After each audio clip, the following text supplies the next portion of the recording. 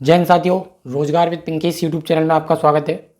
देखिए, जैसा कि आपने थंबनेल देख ही लिया होगा, आज जो हम स्टार्टिंग करने वाले हैं वो स्टैटिक जीके की हमारी पहली क्लास आज रहने वाली है। आज हम शुरुआत करने जा रहे हैं स्टैटिक जीके, जो कि हमारी सभी परीक्षाओं की दृष्टिगत रखते हुए बहुत ज़्यादा इंपॉर्टेंट होने वाली है। आप चाहे किसी भी कंपटीशन एग्जाम में बैठिए, चाहे वो पीसीएस का एग्ज़ाम हो, चाहे यूपीएससी का एग्ज़ाम हो, चाहे आपका किसी भी लेवल का पुलिस ग्रेजुएशन किसी भी लेवल का एग्ज़ाम हो, सभी एग्जामों के लिए स्टैटिक जीके जो है वो आज के टाइम पे एक महत्वपूर्ण पार्ट बन गई है। देखिए, जीएस जो पूछी जा रही है हमारी, उसमें जीएस में अगर हम 50% क्वेश्चन की बात करें तो वो आजकल आपके जो बन रहे हैं वो स्टैटिक जीके से बन रहे हैं। और उसमें से भी सबसे ज़्यादा इंपॉर्टेंट जो आपका पार्ट रहता है वो रहता है भारत और उसके पड़ोसी देश। ज़्यादातर क्वेश्चन जो बनते हैं आपके वो भारत और उसके पड़ोसी देश, इसी टॉपिक से आपके क्वेश्चन अधिकतर परीक्षाओं में देखने को मिलते हैं और बनते हैं। तो मैं आज उसी टॉपिक के ऊपर पहली क्लास आपके लिए लेकर के आया हूँ। इसी सीरीज में हर रोज़ शाम 8 बजे आपको हमारे चैनल पर ये क्लास देखने को मिलेगी। ये पूरा हम टू द पॉइंट लेकर के चलेंगे भारत के पड़ोसी देशों को। जब तक ये पूरा टॉपिक हमारा ख़त्म नहीं हो जाएगा तब तक ये सीरीज हमारी चलती रहेगी। और आज ये हमारी रहने वाली है क्लास 1। तो अगर आप हमारे चैनल पर पहली बार जुड़े हैं और अभी तक चैनल को सब्सक्राइब नहीं किया तो चैनल को सब्सक्राइब करके बेल आइकन जरूर दबा दें, ताकि आपको गवर्नमेंट जॉब से जुड़ी सभी प्रकार की जानकारी और तैयारी के लिए हमारे चैनल के द्वारा आपको समय समय पर मोटिवेशन और समय समय पर जानकारी मिलती रहे। तो चलिए, जैसा कि आज की जो हमारा आप हेडिंग देख रहे हो, भारत और उसके पड़ोसी देश, ये आज का हमारा पॉइंट है, भारत और उसके पड़ोसी देश। उसमें भी हम आज स्पेशली बात करने वाले भारत के ऊपर। आज हमने एक वर्ड लिया भारत, और भारत के बारे में पूरी विस्तार से हम जानकारी जानेंगे कि भारत के अंदर कितने प्रदेश, कितने केंद्र शासित प्रदेश, उसका क्षेत्रफल क्या है, और उसमें कौन कौन सी वस्तुएं, कौन कौन सी चीज़ें पाई जाती हैं। ये सारी चीज़ें आज हम भारत के बारे में जानेंगे। उससे पहले मैंने आपको एक ट्रिक लिखाई है बचपन में बीए। ये हमारी ट्रिक है, इससे हम भारत और उसके पड़ोसी देशों के बारे में याद कर सकते हैं। जैसा कि आप देख पा रहे हैं बचपन के बीए। तो बाद से अगर हम याद करना चाहें तो बाद से हम याद रख सकते हैं बांग्लादेश। ये हमारा क्या है? बांग्लादेश। ये इससे बांग्लादेश बन जाएगा। चा की हम बात करें तो चा से हमारा चीन हो जाएगा, और पा की बात करें तो पा से पाकिस्तान, और मैं से म्यांमार,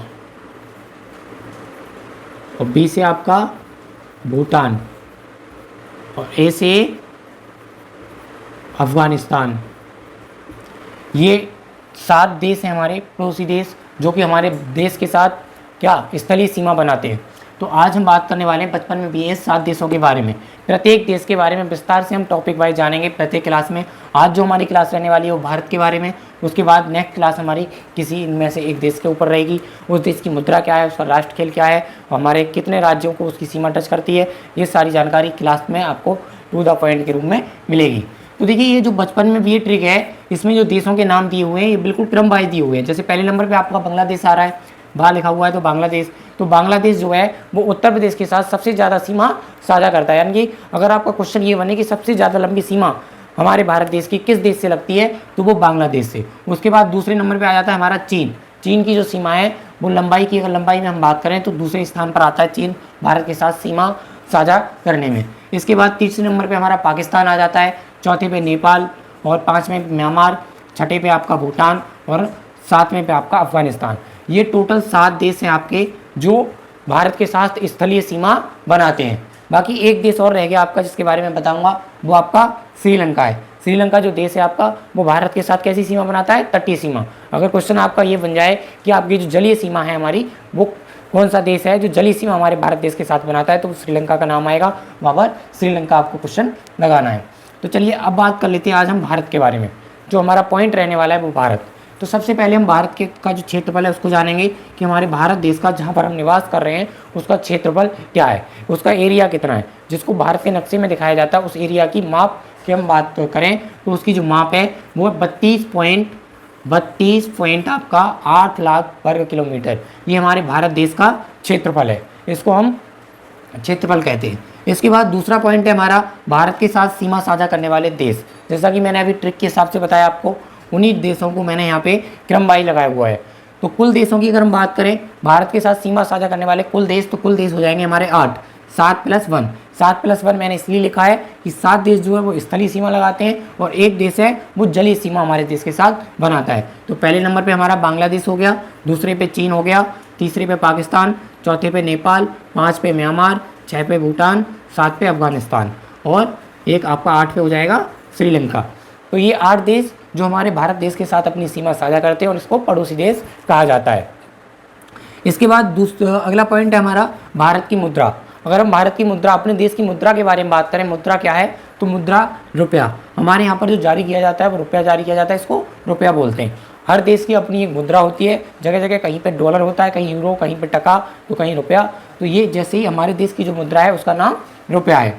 इसके बाद अगला पॉइंट भारत की राजधानी। भारत की राजधानी क्या है, तो जैसा कि आप सभी को पता होगा हमारे देश की जो राजधानी है वो नई दिल्ली है, जिसका नाम इस समय क्या है वर्तमान में, एनसीआर। इसको एनसीआर बोला जाता है। अगर एनसीआर की हम फुल फॉर्म की बात करें तो नेशनल कैपिटल रीजन, यानी कि राष्ट्रीय राजधानी क्षेत्र। इसमें दिल्ली तो आता ही है और दिल्ली के साथ जो इससे पड़ोसी राज्य सटे हुए हैं दिल्ली के आसपास, जैसे उत्तर प्रदेश हो गया, हरियाणा हो गया, राजस्थान हो गया, तो उनके ज़िले भी कुछ एनसीआर में शामिल है। जैसे हम उत्तर प्रदेश की बात करें तो उत्तर प्रदेश के 8 ज़िले जो हैं वो एनसीआर में शामिल हैं, जिसमें बुलंदशहर है हमारा, हापुड़ है आपका, गाज़ियाबाद है, बागपत है और मेरठ है, मुजफ्फरनगर है और आपका नोएडा है। ये सभी देश क्या हैं, सभी जो ज़िले हैं वो दिल्ली एनसीआर में शामिल है।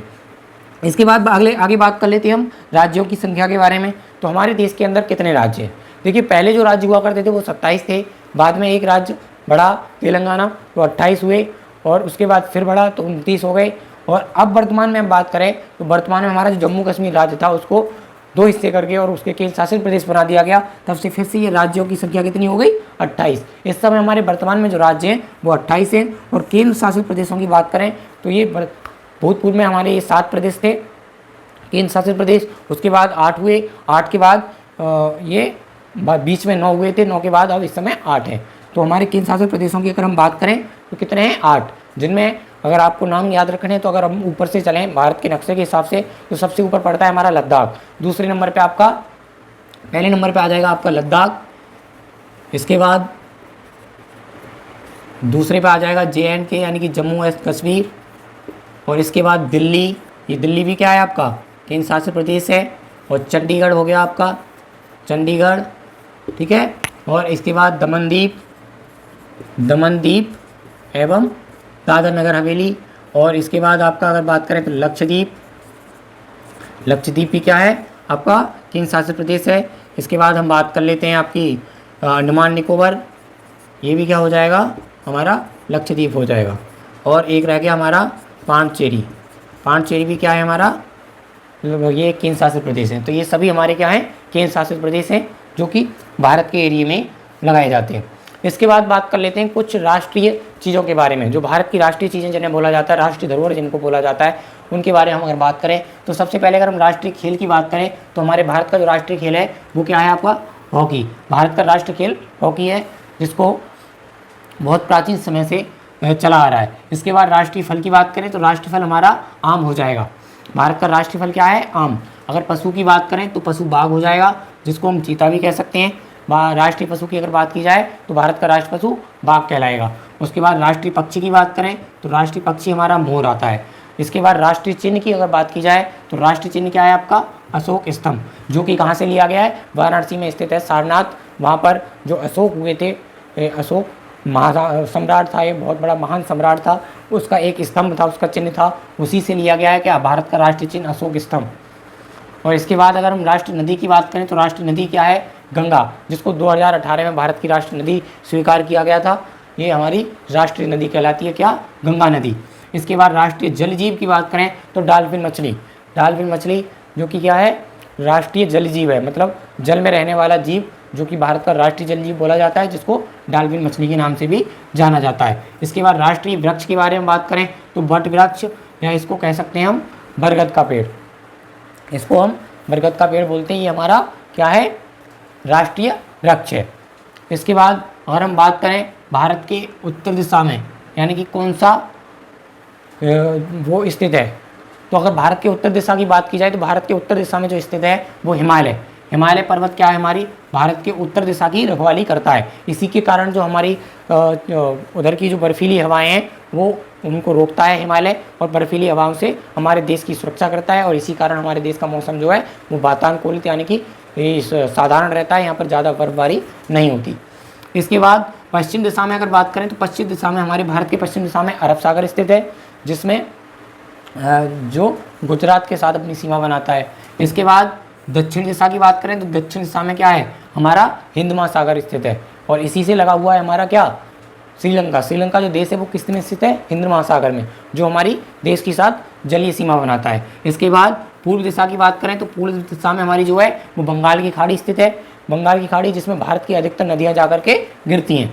अब बात कर लेते हैं तटीय सीमा बनाने वाले भारत के राज्य। अब हमारे देश के ऐसे कितने राज्य हैं जो तटीय सीमा बनाते हैं, यानी कि जिनकी सीमा समुद्र से लगती है।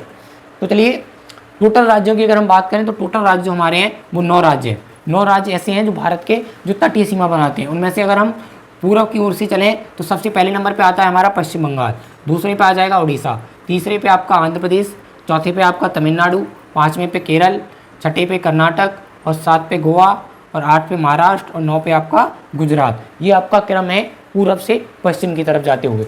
अब इसमें भी आपके 2 क्वेश्चन बन जाते हैं कि पश्चिमी तटीय सीमा, पश्चिम में तटीय सीमा बनाने वाले राज्य कितने हैं। तो 4 राज्य ऐसे हैं, 5 राज्य हैं पश्चिम में जो सीमा बनाते हैं, जो अरब सागर और हिंद महासागर के साथ अपनी सीमा साझा करते हैं। अगर पूर्व की बात की जाए तो पूर्व में आपके 4 राज्य हैं, जिनमें आपका बांग्लादेश है, उड़ीसा है, आंध्र प्रदेश है और तमिलनाडु है। ये 4 राज्य ऐसे हैं जो पूरब में अपनी सीमा साझा करते हैं बंगाल की खाड़ी और हिंद महासागर से, और 5 राज्य जिनमें आपका गुजरात हो गया, और आपका महाराष्ट्र हो गया, गोवा हो गया, केरल हो गया, कर्नाटक हो गया, ये किससे साझा करते हैं, ये अरब सागर और हिंद महासागर के साथ अपनी सीमा साझा करते हैं।